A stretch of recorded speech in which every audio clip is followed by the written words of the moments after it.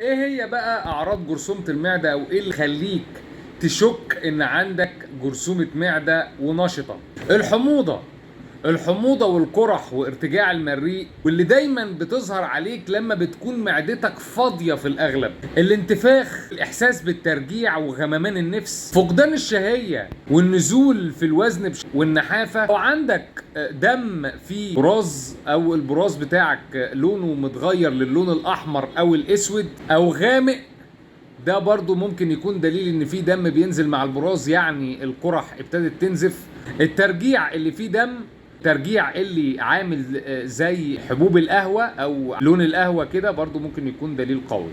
ألم المعدة، الإرهاق الزايد، الدوخة والخمول، إن جلدك يبقى شاحب بيل سكين، ده برضو دليل قوي. مشاكل في التنفس مع كل الحاجات اللي بنقولها دي، ده طبيعي جدا، ممكن تكون جرثومة المعدة اللي عامله لك كل ده. وربنا يعافيكم يا رب من كل شر ومن كل جرثومة بإذن الله.